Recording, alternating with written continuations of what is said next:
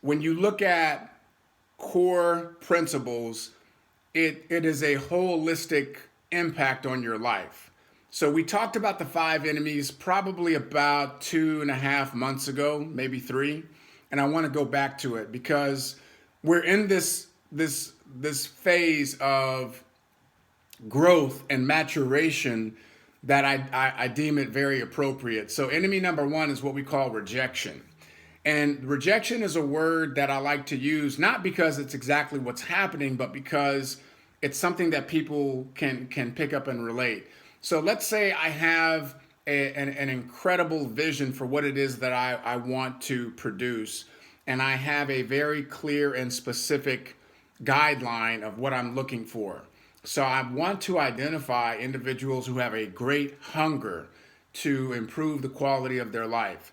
I want to identify people who are strong in their coachability.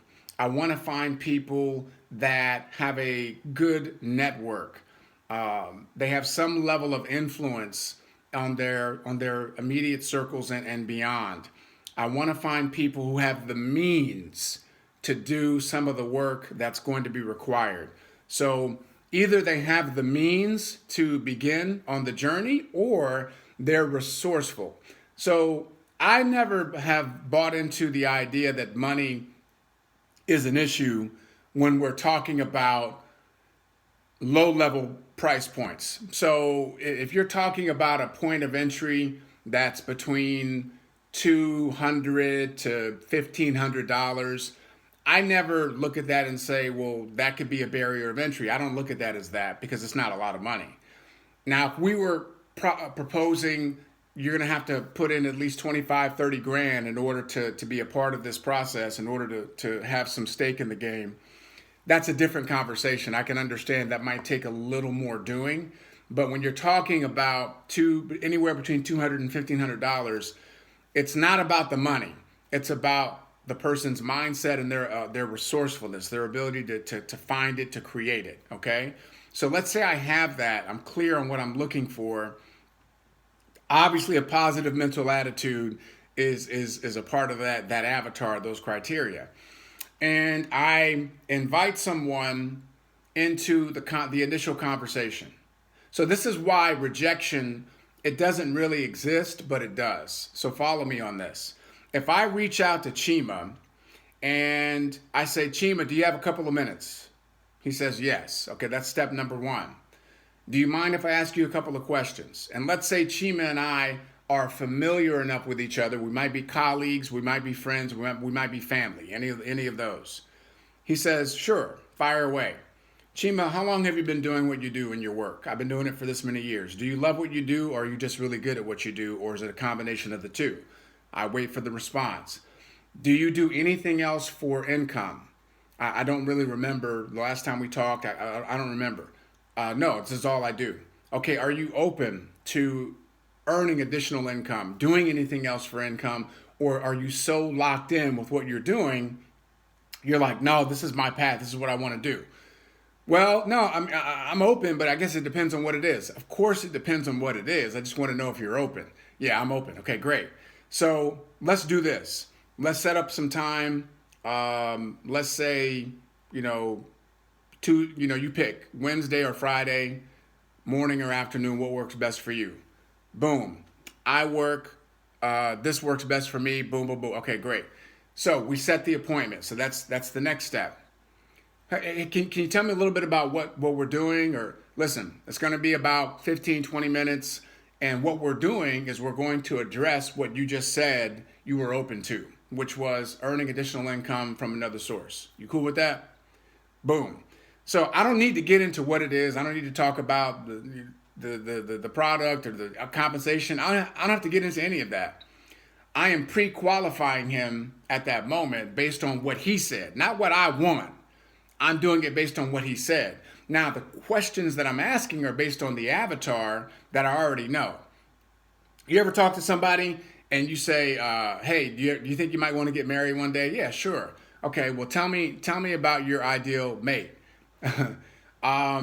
She's got to be good looking. Okay, well, what does that mean?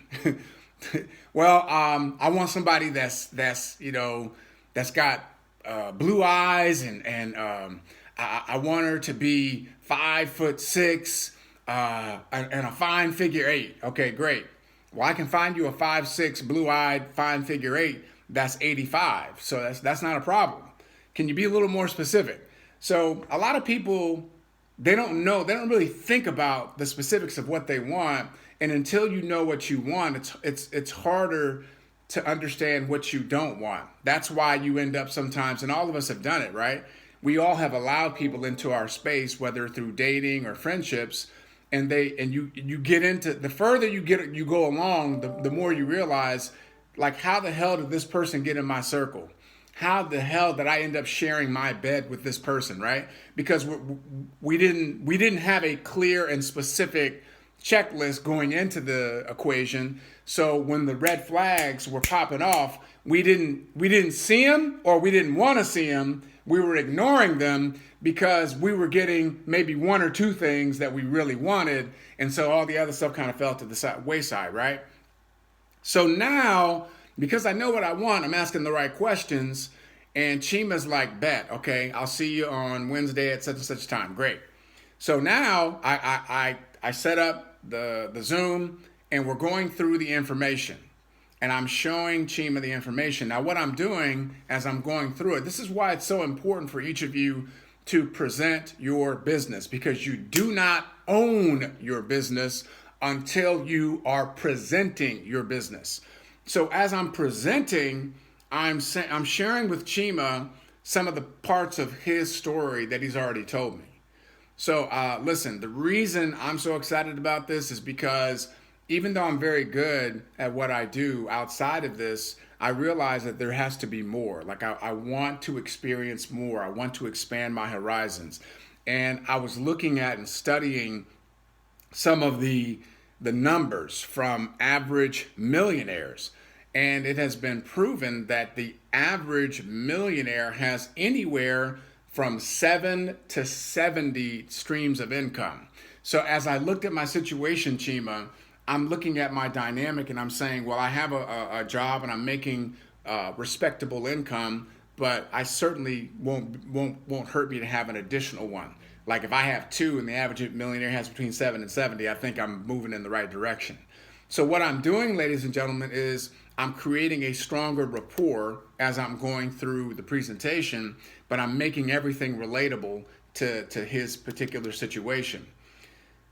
I get through the presentation, and what I'm doing is that I'm addressing the unspoken conversation. So one of the things that Mr. Brown taught me when I was training under him as a speaker is to address the unspoken conversation in the room.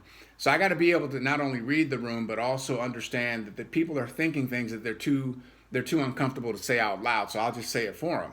So when you look at the list of objections, they're pretty predictable, right? Time, money, spouse, scam, right? Those are like the core four: time, money, spouse, scam.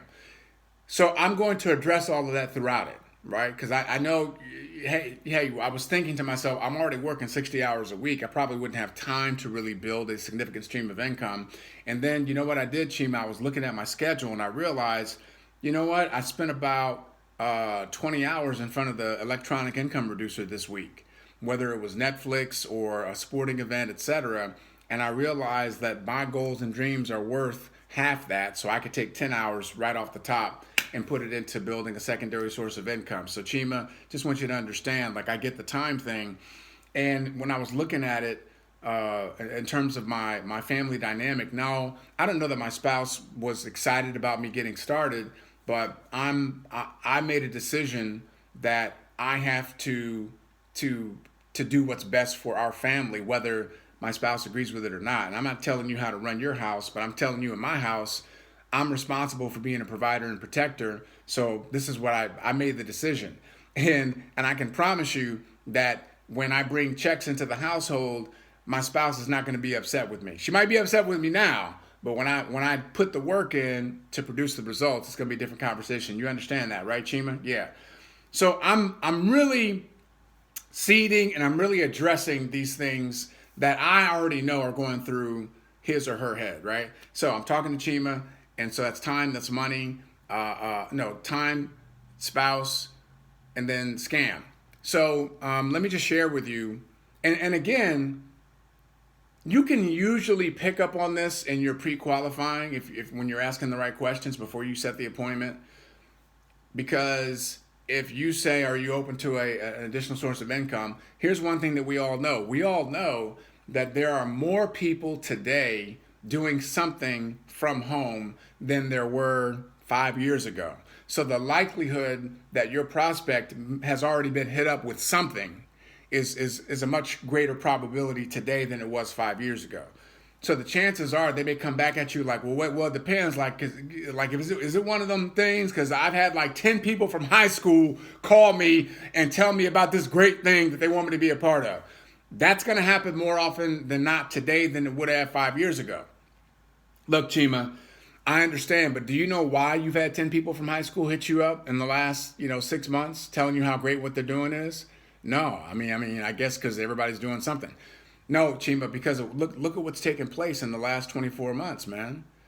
Like people were relegated to their homes. They had to figure out a way to make some money. Like, are you mad because people from your high school are trying to feed their families? Are you mad that they thought enough of you to invite you to look at something? Or are you mad at how they did it? Are you mad at how they approached you? Did you feel like a piece of meat? Did you feel like you were on display and you had a big sign on your forehead that said $signs? That I understand, Chima, but please be very clear. People are understanding that they cannot be tied to one source of income because the pandemic taught us all that that's living in the danger zone. So if you're willing to just give me this much of your time and trust that I'm going to not lead you down a barren path, can we continue on with this appointment, or do you want to tell me to go screw off? Now, I say that on purpose, right? I said, do you want to continue on with the appointment, or do you want to tell me to go screw off? Now, I go to that extreme because I want him to really be like, well, I'm not going to tell you to screw off. Of course, we'll go to the appointment. Sure. So I'm putting a little bit of positive peer pressure on him to do what? Just to get him in front of the information. So as I go through the presentation, I'm addressing all these things that we've already talked about in the pre-qualification process. Now, what I do is, the final thing I say is, here are the packs. It's this point, this point, this point. So I always do the highest pack because that's what I already have, all right? Because if I'm doing business, if I'm open for business, I don't go to a McDonald's franchise and say, hey, I know that the license is right about $1.5 million. I understand that I got to figure out I got to pay for the supplies. I understand I got to pay an additional $45,000 for Hamburger University. But can I get a discount? Can I get maybe half off of the license? Can you get it to me for like $600,000 instead of 1.5? Because I'm a good guy. And no, like I don't go into a McDonald's franchise asking for a discount because I already know that it's going to work. Now, the amount of time that it takes for somebody to break even in that space is usually between 5 and 10 years, depending upon how hard they're willing to work. So we know this. So when I get to the end, as I'm wrapping it up, I'll say, listen, here's the funny thing, Chima, this is going to blow your mind. So I got the highest pack. Now, can you imagine that there are people that have said to me, they don't know if they can afford that? I can't believe I've actually had this conversation with adults. Like, it's crazy. Because when I looked at their situation, I just asked them a couple of questions. I said to them, hey, listen, if I came into your house right now, if I were to look in every single room in your house, could I find, let's call it $1,500 worth of stuff? Could I find it in your house? If I looked in your closets, if I looked in your drawers, if I looked at your jewelry, if I looked at your entertainment center, if I looked at your cable subscription, if I looked at all these things in your house, could I come up with $1,500 worth of stuff? Do you think? Maybe. And a lot of people are like, maybe, or they say yes. And then I ask them a more important question. I say, well, look, you said to me that in our conversation that you were open to something more, that you were open to expanding your financial portfolio. Now you're saying, and this is crazy, Chima, I can't believe it says, I said, now you're saying that you can't come up with the starter. You can't come up with the initial investment. Now, if I were to, and I give him two scenarios, if I were to offer you a 8 Series BMW, and I'm going to give you the title, and all you have to do is come up with $1,500 in the next 24 hours. I'm going to give you the title. Could you do it? And we all know what they're going to say. Yeah, of course. Well, yeah, of course. I'll figure it out. Why? Because they know that they can take that same car and they could just resell it. And that's $110,000, $115,000 car. They could probably get, probably $100,000 for it the next day, right? Because it devalues as soon as you drive it off the lot. So that's their thinking. I said, well, how is it that you can come up with $1,500 for that scenario, but you can't come up for the same money for your scenario? So you're telling me that a car has more value than your dream. You're telling me that a car has more value than your freedom. Do you understand your thinking is kind of messed up on this? So here's what we're going to do. Let's just table that for now. Okay, let's take the money out of the equation. If money's not an issue, are you saying that you would get started right now? Yeah. Okay, great. Money's not an issue. And I will tell you exactly what you need to do in order to get it. So if you follow my instruction, you'll be able to get started in the next 24 hours. Okay, you willing to do that? Now, this is the moment of truth. Why? Because I already know what I'm looking for. One of the things I said to you all was extreme coachability. So if this prospect is not coachable, what are they going to do? Well, Ed, I'm not really, like, you mean now, like today, like they'll start hemming and hawing.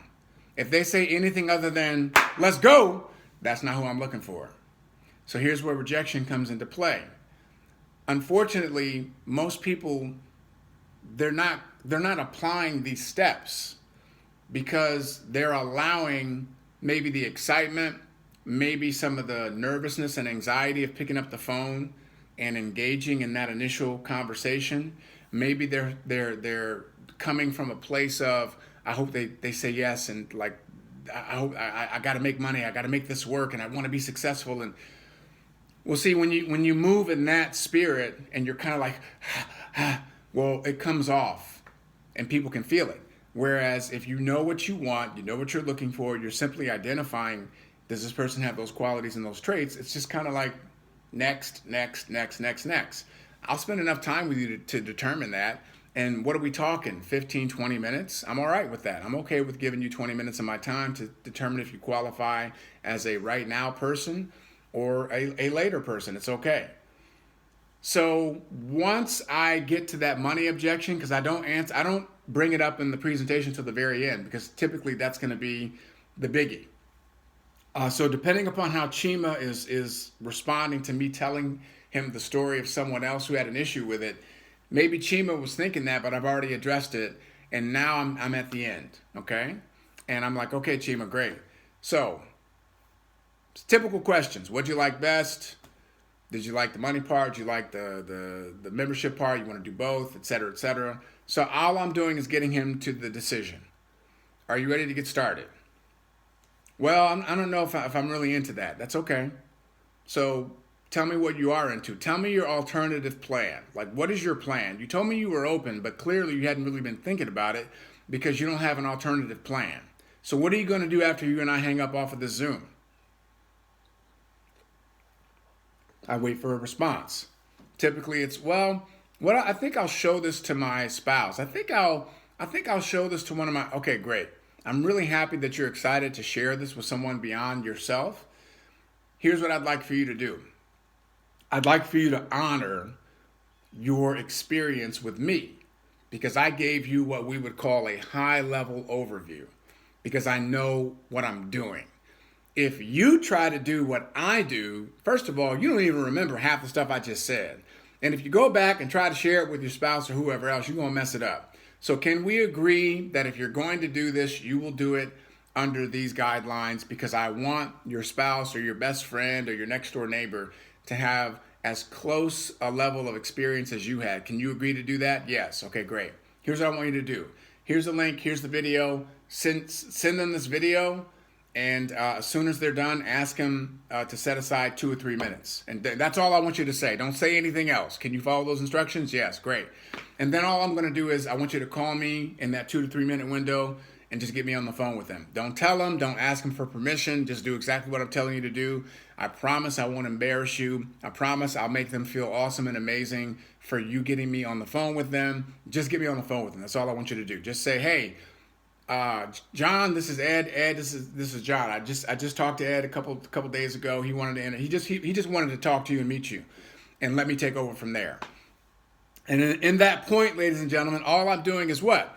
I'm going to do a 2-for-1. So now I've turned Chima into John. So I got 2 exposures for the price of 1, because the name of the game is how many people can we expose? Now, see, if you follow these steps, rejection doesn't apply. You understand? Like, rejection doesn't happen. It's either this is not for him, it's not for him right now, or they're ready to get started, or they're just going to give me some referrals. Like, it's a win-win regardless. If you do these things in the sequence that I'm telling you, it's always going to be a winning scenario for you. You don't ever have to have anxiety about picking up the phone, because you're coming from a genuine place of wanting to add value to someone's life experience. Whether if it's through the product, through the income, the culture, the personal development, you all have all of these weapons at your disposal right now. So you can add value in a myriad ways if you understand the business that you're a part of. We are in the adding value business. As a matter of fact, what I tell someone at the onset of the conversation, I say, Chima, here's what I can promise you. You say, Ed, tell me what is it about? Here's what I can tell you what it's about, Chima. I guarantee you that I will leave you better than how I found you. No matter what. You may say, I have no interest in what you just said, but I'm a little bit wiser, and you gave me some things to think about that I hadn't really thought about before, so I appreciate that. That is the worst case scenario from you engaging with me for the next 20 minutes or when we set the appointment. So that's how a professional handles that enemy number 1, which is rejection. Someone simply saying, no, not for me, not interested, not right now, any combination thereof. Now, here's how you flip it, though. The way that you flip it is you want to get to that point as quickly as possible. So I was listening to a trainer. This was probably like, I don't know, 10 years ago. And it was the funniest thing ever. And I've used it ever since. So she said, I always focus on getting to know first. Like, I'm going to get to know before you do. So like if I approach Kelly and we're in line at the supermarket and we make eye contact, and based on that moment, there's good energy, I say, hey, and I find something genuine to compliment Kelly on. You know, I love that sweater. That's a cool color. Reminds me of my favorite football team, Ohio State Buckeyes. Are you a Buckeye fan? Boom, right? Whatever end. So I talked to Kelly for a couple seconds. So do you live around here? We actually just moved back here from San Diego about 3 years ago. Are you from here? Oh, yeah, I'm from da-da-da-da. Okay, great. So listen, Kelly, I'm always looking to identify like success circles. Are you a part of any networking groups where people share strategies and ideas for greater success? Are you an entrepreneur by any chance? I'm just curious.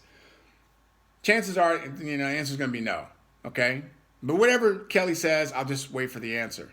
Oh, okay, great. Now, Kelly may say, well, no, I've never even thought about that, never heard of that. Oh, really? What do you do? And based on her answer and her energy, I will decide if I want the conversation to continue or not. Because see, if Kelly is giving me the vibe that she's kind of the settled, in my routine, fixed mindset, and listen, you all, if you talk to enough people, you're going to be able to pick this up pretty quickly. And many of you already have this, right? You all have this. It's like a sixth sense. I'm like, nah, yeah, great. That's really cool. It's really nice talking to you. And I turn back around, check out my groceries, go on about my day.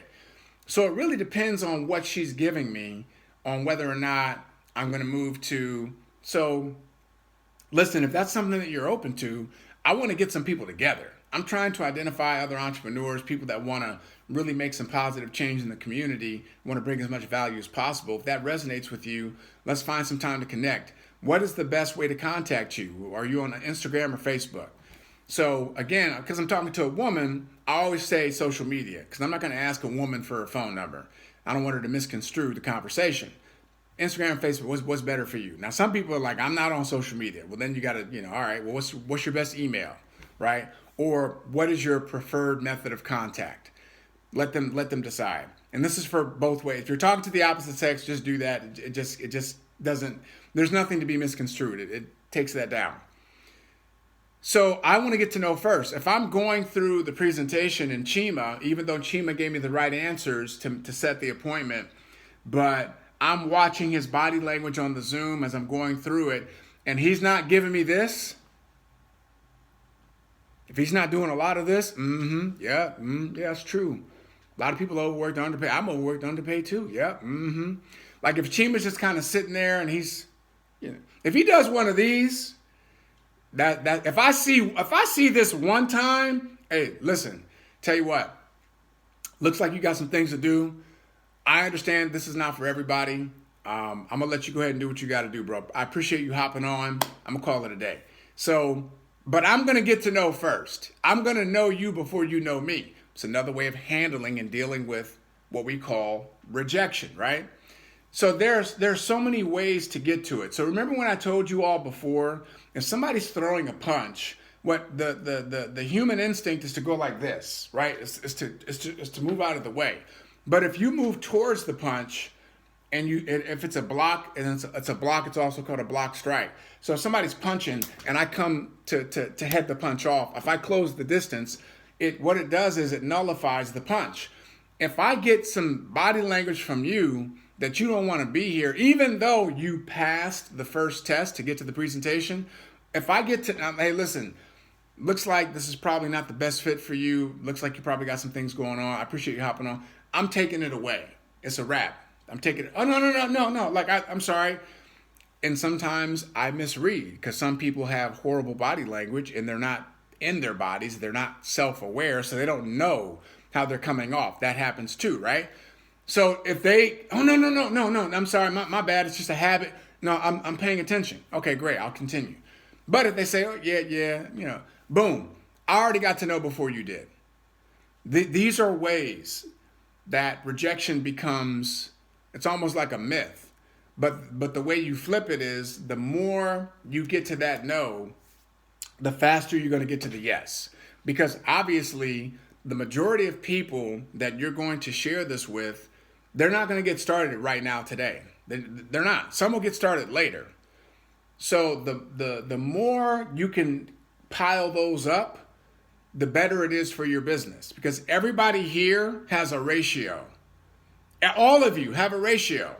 So we talked to Renee yesterday about she brought somebody in at the highest level. And if I were to ask Renee, how many people have you talked to, have you shared this with over the last 10 days, she's going to give me a number.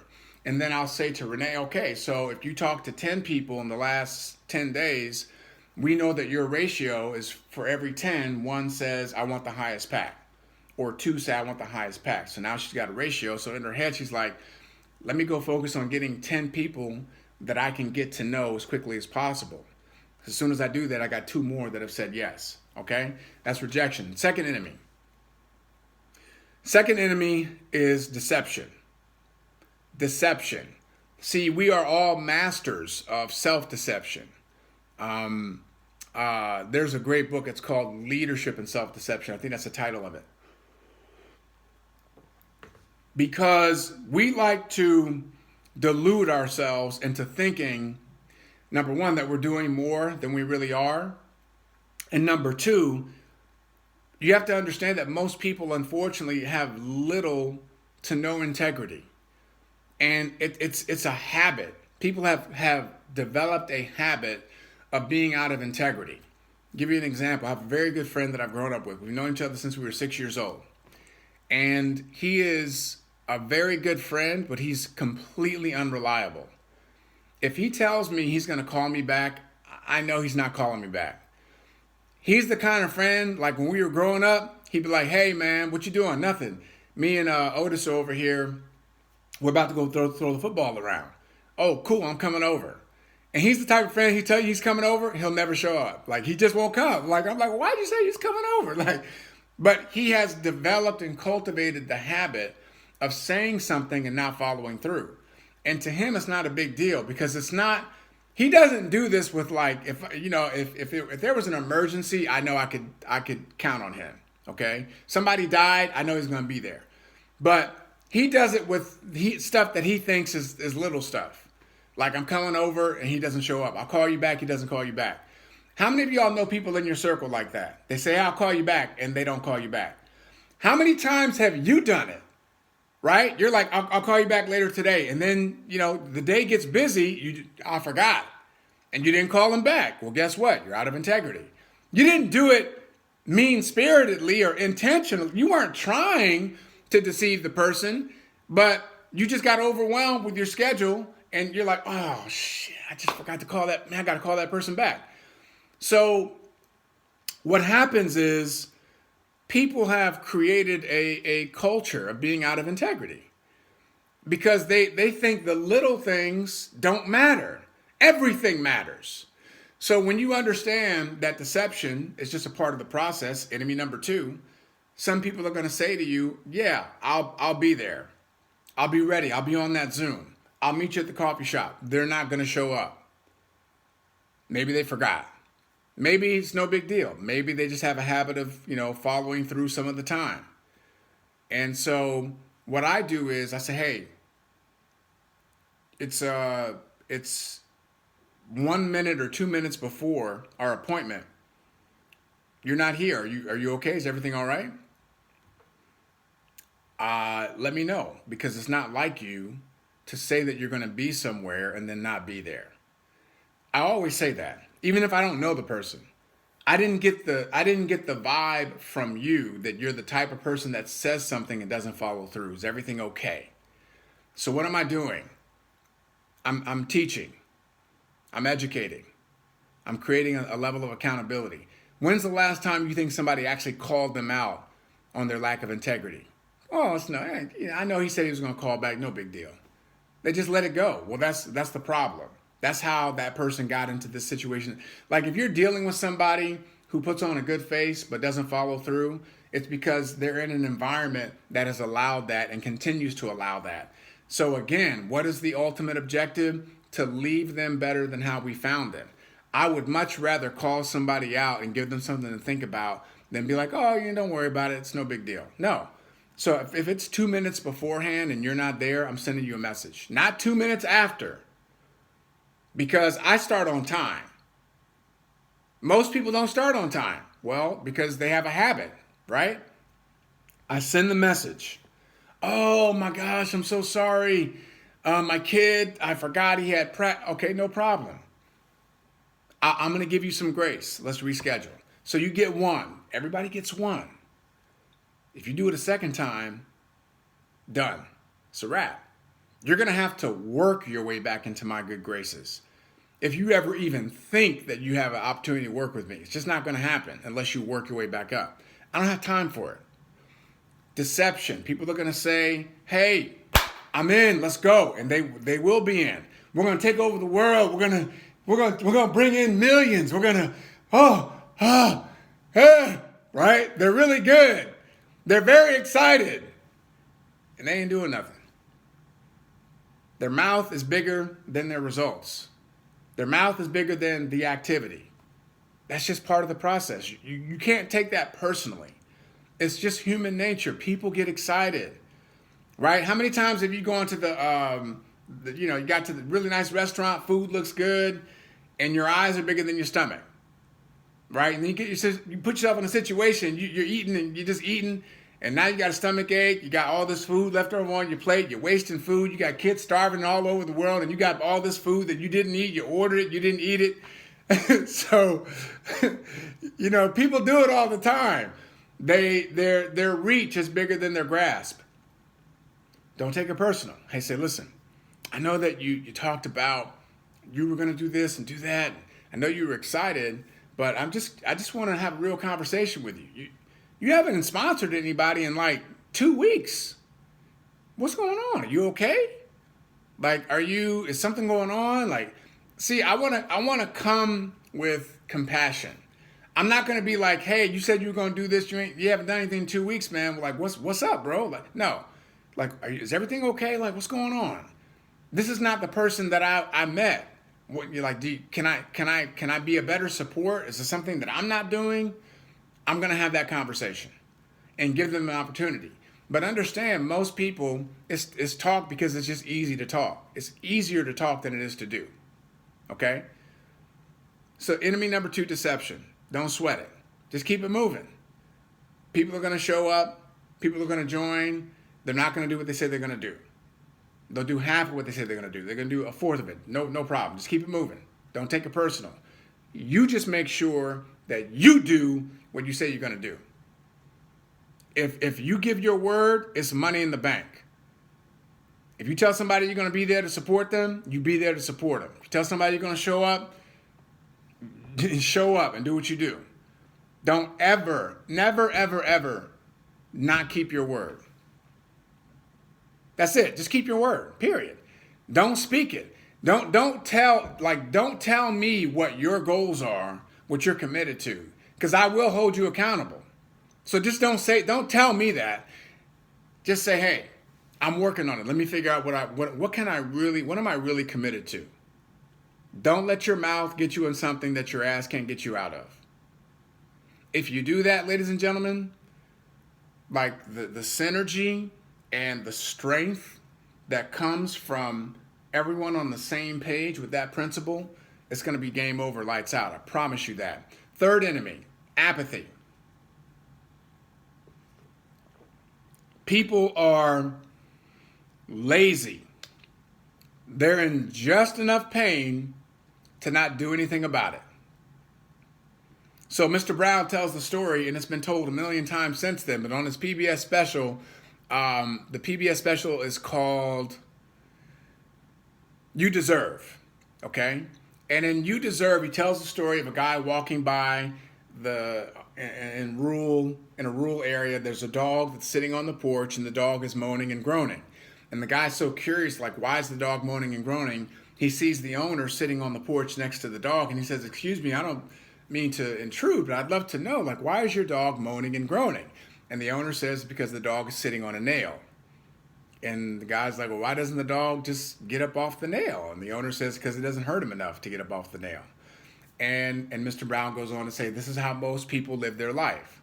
They're in just enough misery and just enough pain to not do anything about it. They'll complain about it, they'll whine about it, they'll moan and groan about it, but they will not do enough to actually change. Why? Because they love being a volunteer victim. They love the attention they get from the woe is me syndrome. They love to marinate in their misery. So that's apathy. Some of you have already had the experience where you said to yourself, holy, this is crazy, this opportunity, the compensation, what we can do in the first 30 days. Man, I can get somebody here. I can help somebody here. So-and-so was just telling me the other day that they haven't had a raise in 10 years. That's where I'm going first, because you in your mind are like, I have a solution. I have a vehicle. You run. You tell that person with enthusiasm and excitement. Everything goes out the window because you're so excited. You forget about all your training. You just jump right in because you know this person needs a lifeline, and you throw it to them, and the person's looking at the lifeline like, I don't like that color.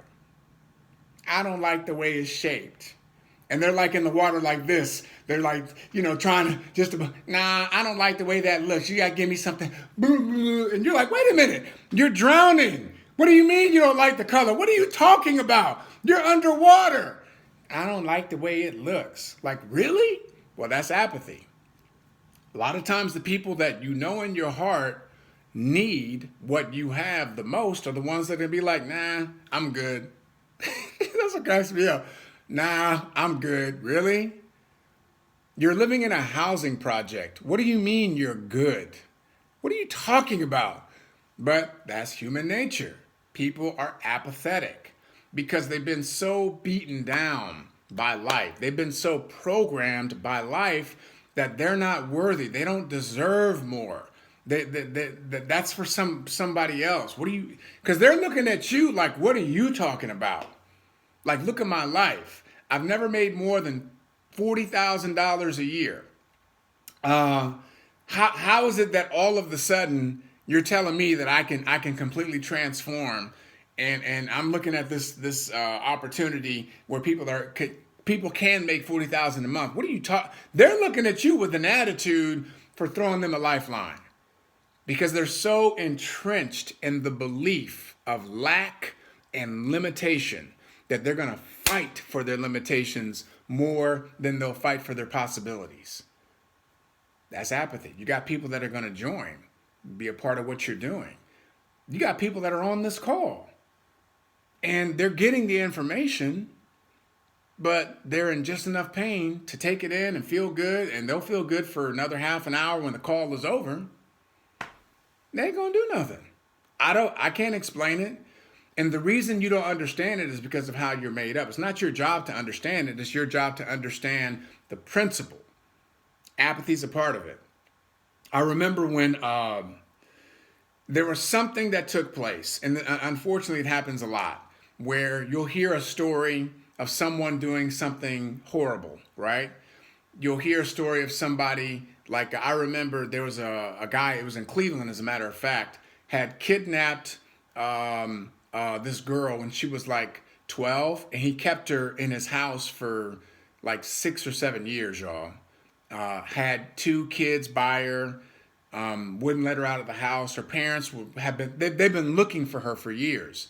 And somehow, I don't know how it broke, but I think it was a neighbor or something. He got careless one day, and the girl ended up escaping, ran out, found somebody. Long story short, they found this guy. He put him in jail. He ended up hanging himself in jail because he was a coward, a very evil human being.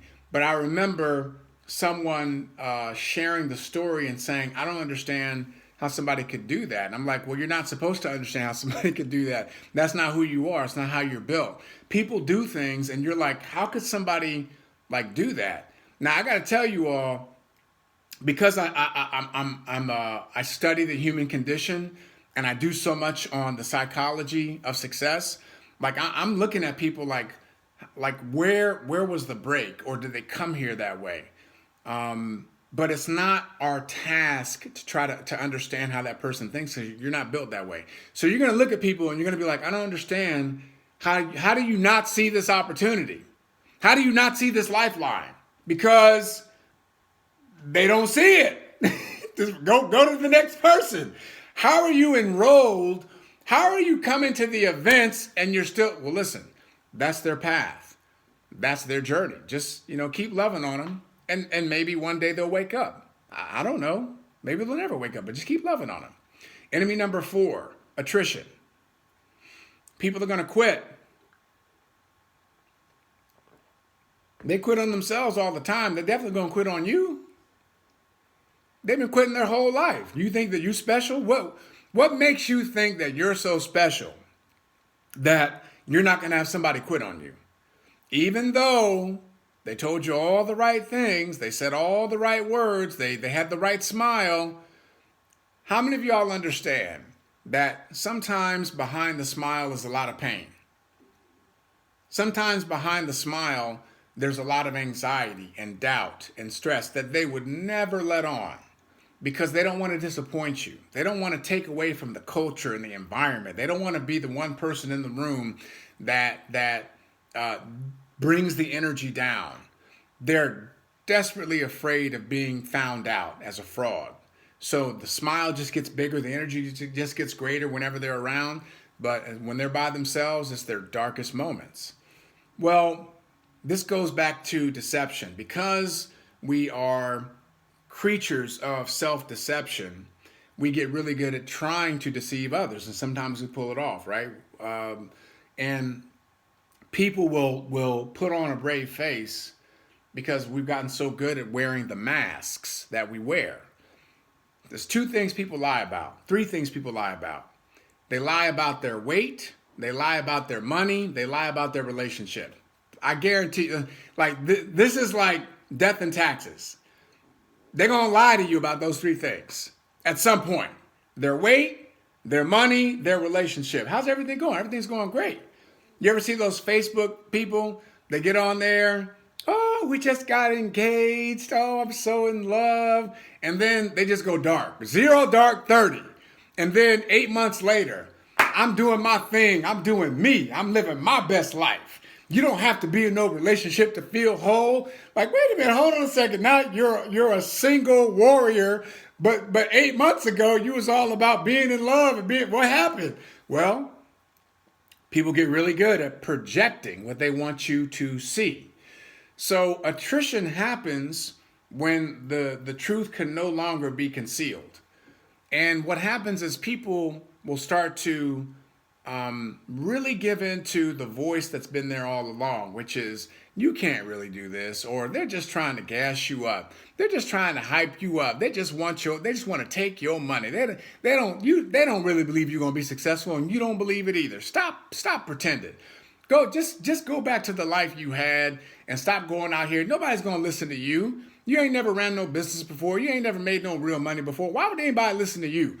And so that voice gets louder and louder, and the person's like, listen, I just don't, they're not going to say it to you. That they'll just, again, remember, this is how people quit. They don't come to you and say, hey, listen, Lori, I appreciate all that you've done. Thank you for believing in me. I just don't believe in myself, and I don't think that I ever will. And I've resigned myself that I'm just going to have to die being overworked and underpaid and undervalued. I'm just going to have to die and put my dreams and goals on the shelf, but thanks for giving me a shot, and I'm out. I'm just leaving. No one's ever going to say that to you. How do they do this? They're going to say exactly what I said, but they do it, remember? They just do it like this. They do it because they don't want to have that conversation. They don't want to be confronted. They don't want to have to look in the mirror. They just want to kind of slowly ease back into their fixed mindset, into their comfort zone, knowing that their comfort zone is their broke zone. Their comfort zone is their broke zone. You ever hear those people, they say, well, I would rather be miserable with somebody that I know than take a chance on being alone or being with somebody that I don't know. Why did you stay so long? I was comfortable. Why did you stay so long? I just got used to it. Just got used to him. Just got used to her. How many times have you all heard somebody tell you, I got divorced last year. I knew it was over 6 years before that. I knew I had made a mistake when I was walking down the aisle. So attrition is about truth and revelation. So don't take it personally. It's just a part of the process. And sometimes you got to make room so that the right ones can come in. But I tell you something, the more you experience that over time, the greater the size of your business, because you will not build a sizable organization without it, because people quit every day. All right, so don't take it personally. Enemy number 5 are what we call dream stealers. Other words are haters, people that are just trying to undercut you, trying to short circuit your process. Listen, I've told this story a few times where sometimes it's from the best intention, because people, they don't know what they don't know, and all they know is what they know, so that's what they teach from. So I remember the first time I did a presentation for my mom. I was just getting started. I did it for my mom and my dad. And my parents have been divorced for years, but I got them in the same room so that I could do the presentation for both of them. And I remember my mother starts crying during the presentation. It's one of my first presentations ever. My first foray into business, entrepreneurialism. I'm excited. She's crying halfway through my doggone presentation. Why? Because she knows how to try to push my buttons. She knows how to try to win me over and to try to manipulate. So I just kept going. I didn't pay her no attention. I get done with the presentation and she launches into her soliloquy about I can't believe that you're doing this, and you have all this education, you have a master's from Yale University, and you're doing this business, and I don't understand, and there's no security, there's no pension, there's no 401k. What do you... And I'm just looking at my mom, and I'm just waiting for her to finish, and I kind of look at my dad like, really? And my dad looks at me, and he says out loud, don't look at me, I ain't got nothing to do with it. So I'm like, thanks. Like, thanks for the support. So I let her finish, and I just said, look, Mom, you don't have to understand what I'm doing.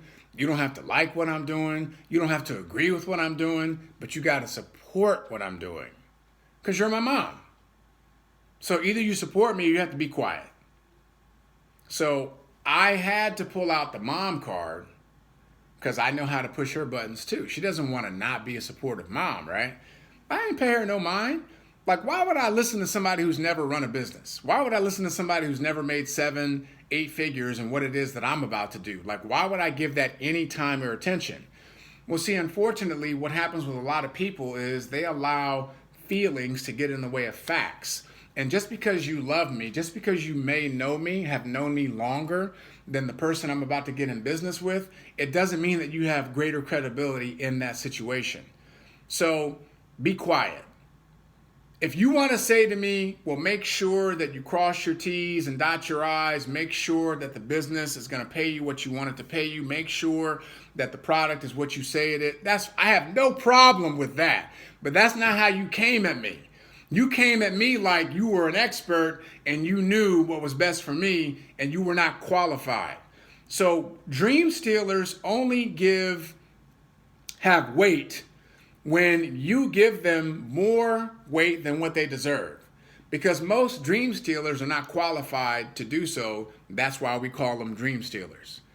Have any of you in your experience, think about this, have any of you in your experience ever had a conversation with a very successful entrepreneur where you said to them, hey, listen, I'm about to start this opportunity. I would love your feedback because you have experience. And that entrepreneur said to you, oh, no, those things don't work. Don't do that. You ever had that experience? Any of you? I'm looking. You have? You a successful entrepreneur? Oh, okay, great. Because that was the differentiator for me. Every entrepreneur that I talked to, I only asked input from people that were multimillionaires. Because they were already doing what I wanted to do.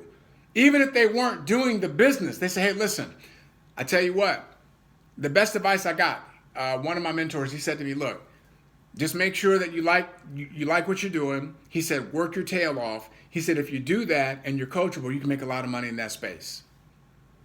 That's what he said. I was like, okay, bet. So dream stealers, sometimes they think they're doing it to protect you. Sometimes they think, oh, the boogeyman's out to try to get you. They want to get your money. They want to, don't take it personal. Just always consider the source. So the 5 enemies, right? Rejection, deception, apathy, attrition, and dream stealers. Now, the biggest culprit in all 5 is going to be who? You. Because you will short circuit your goals and your dreams. You'll say to yourself, let me just be outrageous. Let me give myself permission to dream big. I want to earn $100,000 a month because I've never done that before.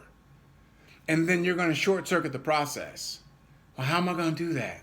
I've never done it before and maybe I can and I don't know. And you'll start creating a narrative to talk yourself out of it. You're rejecting your own goal, your own dream. It came out of you for a reason. Honor it. So if there's no enemy within, the enemy outside can do us no harm. That's an African proverb. So that's the biggest culprit will be you. Deception. Again, you will be the biggest culprit. You will deceive yourself into thinking that you're working hard. Ed, I'm doing 1 presentation a day, man. Really? Talk to me when you're doing like 4 to 5 a day. Every day, 7 days a week, no days off. Do that for 12 months and then we'll talk about like what hard work is. But don't try to act like you're working hard and you're barely working. Like, please, don't even come at me like that because I'm going to ask you what your numbers are. I'm going to ask you how many people have you actually talked to and exposed in the last 7 days, and that's going to expose you. So don't deceive yourself. And don't deceive yourself into thinking that you can't do what you say you want to do. Don't deceive yourself into thinking that you can't figure it out. It might seem daunting, but it doesn't mean that you can't figure it out. Apathy. We are our own worst enemies when it comes to being lazy. Get your behind up a half an hour earlier. Stay up later. Yeah, you're going to have to give up some sleep. Yeah, you're going to have to give up some things. You're going to have to make some sacrifices. That's what success requires. Most people want success, and when it comes time to paying the toll, they ask for a discount. You know you should have gotten up. You said that I'm going to get up a half hour early. I'm going to walk every morning for 30 minutes. You did it for like 2 or 3 days, and then you were off to something else. Not doing it. I'm going to do things differently. You said that for the first couple of weeks, and then it just vaporized. That's you. So you got to call yourself out on your BS. Attrition. Just don't. If you don't quit on you, I will not quit on you. If you want to get it done, I got you. Day or night. You want to do 3 ways at 2 o'clock in the morning? No problem. I remember we used to do presentations. So we would start presentations after work between 6 and 9. So we might get 2, sometimes 3 in between 6 and 9. Then, so that was the space that I was paying for. Then we had to move it downstairs. So we go to White Castle and Dunkin' Donuts because they were always open late. So we do presentations there. We would do presentations in the backseat of cars. We would do presentations on the side of buildings.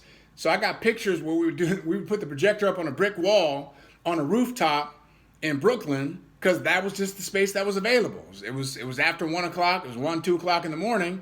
That's all we had. We do presentations on the side of a brick wall. Whatever it takes. If you don't quit on you, I will not quit on you. That's a win-win for you. That's guaranteed success. And then Dream Stealer. Some of you, you're not reaching because, as Bob Proctor would say, don't tell me what you think you can get. Tell me what you really want. I think I can get to $10,000 a month, but I really want $100,000 a month. Tell me what you really want, and then let's reverse engineer it. Because the consideration of the hell that you're going to have to go through, it scares you so that you downsize your dream. The idea of working a 40 or 50 hour work week and then putting another 40 hours on top of that for your dream, most people, they can't take that on. Oh, listen, you're going to scare people. My ex used to tell me all the time, you're going to scare people off. I don't want those people. Good. I want to scare them off. Like, what do you want me to do? Do you want me to tell you, oh, if you just do 2 to 3 presentations a week and you show 4 or 5 people, you're going to get, no, you're not. It's not going to happen. It doesn't work that way. Like, I would rather you and I have an honest conversation and you say, well, I want to get to $100,000 a month. Did you show 10 people yesterday and the day before that and the day before that and the day before that and the day before that? No. Okay, well, let's recalibrate your goal. Let's just focus on $10,000 a month. And based on what you're doing, let's give you 5 years to get there because you're going really slow. So my job is to manage your expectations. I'm not trying to talk you out of your dreams and your goals. I want to manage the expectation because your mouth is bigger, your eyes are bigger than your hustle, than your grind. Most people, they don't know how to grind and they don't have imagination. If you don't got no grind, you ain't got no imagination, you're not going to get it done. I would rather have that honest conversation with you.